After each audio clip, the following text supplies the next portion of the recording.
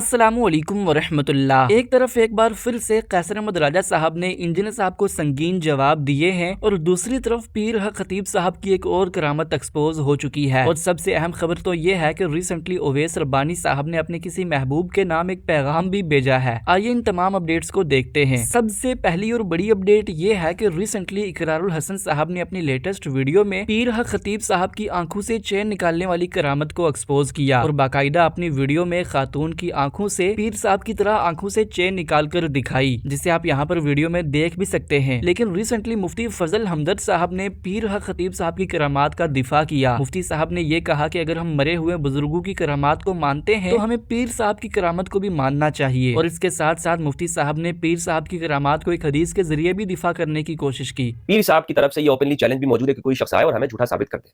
ये बात हकीकत है, लोगों ने वहां जाकर देखी भी है। और मगर मैं आपको अपना बताऊं कि मेरे कुछ जानने वाले ऐसे हैं कि जो लाइलाज थे वो वहां पर गए हैं और उन्हें शिफा हुई है, यानी उनके दम से, झाड़ फूंक से उन्हें शिफा हुई है। मसलन क्या लोगों के मुंह से अगर सुई निकालने वाला है, करामत नहीं हो सकती। जरूरी है कि आप जो बाबे मरे हुए हैं, जो दुनिया से पर्दा फरमा गए हैं, उनकी करामतों के ऊपर यकीन रखें। आपकी आंखों के सामने अगर एक शख्स करता है, आप कहते हैं नहीं ये शोबदाबाजी है, तो ठीक है, आपने जिस तरह करके दिखाया है आप जाके देख लें।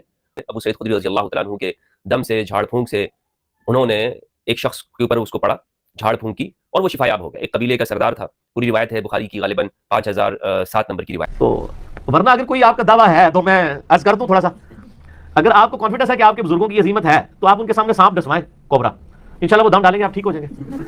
कोई मुरीद भी पीर के लिए तैयार नहीं होगा। दूसरी अपडेट ये है कि रिसेंटली आप सबको ये मालूम होगा कि इंजीनियर साहब ने कैसर अहमद राजा साहब के हवाले से ये कहा था कि कैसर अहमद राजा साहब को हारिस सुल्तान से डिबेट करने से पहले मुकम्मल तैयारी करके जाना चाहिए थी, क्योंकि हारिस सुल्तान ने जब सूरह तलाक पर एतराज किया तो कैसर अहमद राजा साहब ने वहाँ पर उसका जवाब नहीं दिया। इंजीनियर साहब के इसी एतराज के जवाब में रिसेंटली कैसर अहमद राजा साहब ने भी उनको जवाब दिया है। कैसर अहमद राजा साहब ने ये कहा कि मैंने तो हारिस सुल्तान को सूरह तलाक की आयत का जवाब दे दिया था। इंजीनियर साहब ने मेरे ही जवाब को अपनी वीडियो में दोहराया है और हारिस सुल्तान के पीछे छुपकर उन्होंने मुझे ही टारगेट किया। कि दावा ये करना कि इन लोगों की ट्रेनिंग नहीं है, इनका होमवर्क ठीक नहीं है, इनके पास दीन का नॉलेज नहीं है।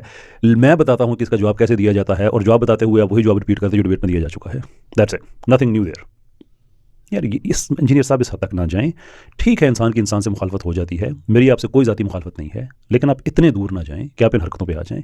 उसके खिलाफ जो कुछ सेकुलर बात करता है, महरूब के साथ आपकी हमदर्दी हो जाती है, किसी सेकुलर और कोई होता है उसके साथ आपकी हमदर्दी हो जाती है। चुन चुन के हर वो आदमी जो इस मुल्क में शरीयत के खिलाफ है, वो सारे के सारे आप उनके साथ खड़े हैं। कैसर भाई के जवाब के बाद हारिस सुल्तान ने अपनी वीडियो में इंजीनियर साहब को अप्रिशिएट किया और ये कहा कि कैसर साहब ने तो मेरी भी वीडियो को आउट ऑफ कंटेक्स्ट कोट किया और इंसेस्ट रिलेशनशिप के हवाले से मेरे मौकिफ को गलत नजरिए से पेश किया, जबकि मैं अपनी पूरी वीडियो में उसे क्लैरिफाई कर चुका था।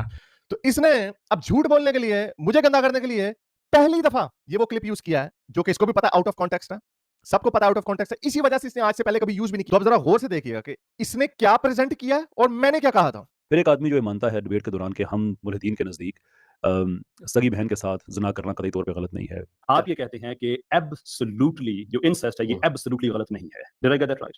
कोई भी चीज एब्सोल्युटली गलत नहीं है, इंक्लूडिंग इंसेस्ट। Including incest. कोई भी चीज एब्सोल्युटली। ठीक, मेरा सवाल कुछ। अब मैंने क्या कहा था, जो आगे और पीछे का कॉन्टेक्स्ट क्या है, इसका कॉन्टेक्स्ट क्या है, इसको पता था इस बात का, इसलिए आज तक इसे मैं फिर बता दूं, इसने आज तक कभी ये क्लिप यूज नहीं था किया, क्योंकि इसे पता है कि ये डिसऑनेस्टी है। लेकिन अब चूंकि desperate times call for desperate measures, ये मैंने क्या कहा, सुनिए जरा। आपने भी कहा कि एब्सोल्यूट तो कुछ भी गलत नहीं होता। एब्सोल्यूट ये मैंने जो भी पहले कहा था, ये उसकी कंटिन्यूएशन है। कुछ भी नहीं है, लेकिन हम अपनी अकल से चीजों को गलत डिक्लेयर करते हैं। मैं खवातीनो हजरात इस चीज पे बात करूं, तो मेरा ये दावा है कि एब्सोल्युटली फलसफे के अंदर एक प्रॉब्लमेटिक वर्ड है, इसलिए हम नहीं कह सकते एब्सोल्युटली किसी भी चीज को गलत नहीं कहा जा सकता। मुसलमान भी नहीं कह सकते, लेकिन इसका मतलब ये नहीं कि आप वो काम कर लें। जो मैं ये कह रहा हूं कि एब्सोल्युटली आप इसको गलत नहीं कह सकते, इसलिए कह रहा हूं कि कत्ल के बदले सजा कत्ल है। हाँ नहीं, वो तब ठीक है, देयरफॉर इसका मतलब अब आप एब्सोल्यूट का वर्ड यूज नहीं कर सकते। और इंसेस्ट एब्सोल्युटली रॉन्ग है, जैसे ही कह रहा है। तो आदम हव्वा के बच्चों ने सेक्स आपस में क्यों किया? नहीं, उस वक्त जायज था, एक वक्त जायज था, तो फिर आप इसको एब्सोल्युटली नहीं कह सकते। ये वो फलसफे की टेक्निकलिटी है जिसकी वजह से मेरे जैसा ऑनेस्ट बंदा ये कहता है कि एब्सोल्युटली नहीं कहा जा सकता। हाँ, उसको गलत कहा जा सकता है फलसफे की नजर में, कॉन्सिक्वेंशियलिज्म की नजर में, जो कि मैं गलत इस इसको कहता पूरी हूं। कंट्रोवर्सी पर आप तमाम भाइयों की क्या राय है कमेंट्स में हमें जरूर बताइएगा। ये थी दूसरी अपडेट। अब बात करते हैं तीसरी अपडेट के बारे में। तीसरी अपडेट ये है कि रिसेंटली ओवैस रब्बानी साहब ने इनडायरेक्टली इंजीनियर साहब को मुखातिब करके ये कहा कि इंजीनियर साहब को भी 8 फरवरी के इलेक्शन में खड़ा होना चाहिए। मेरे महबूब को इलेक्शन में ज़रूर खड़ा होना चाहिए और 8 फरवरी को उनको भी इलेक्शन लड़ना चाहिए। मैं, आप मुझसे पूछेंगे कि वोट किसको दूंगा, तो मैं तो अपने महबूब को दूंगा। उनका वोट इसमें बनता है, वो सियासतदान ही है, उनके उम्र तमाम तर कलाएँ मौजूद हैं जो एक सियासतदान में होनी चाहिए। और बाय द वे मेरे महबूब अगर इंतखाबात में खड़े होते हैं तो उनका इंतखाबी निशान क्या होगा, ये भी ज़रा सोच लेते हैं। तो मेरे ख्याल है टोपी उनका इंतखाबी निशान होगा, वो बहुत अच्छी कराते हैं और बड़े मंजे हुए तरीके से कराते हैं। मेरे महबूब चौथी अपडेट ये है कि रिसेंटली इंजीनियर साहब ने बाबरी मस्जिद के हवाले से अपना मौकिफ दिया है। आइए हम उनकी वीडियो को देखते हैं। मेरे भाई, ये मंदिर था नहीं था, इसके साथ इस वक्त इसका कोई लेना देना नहीं है।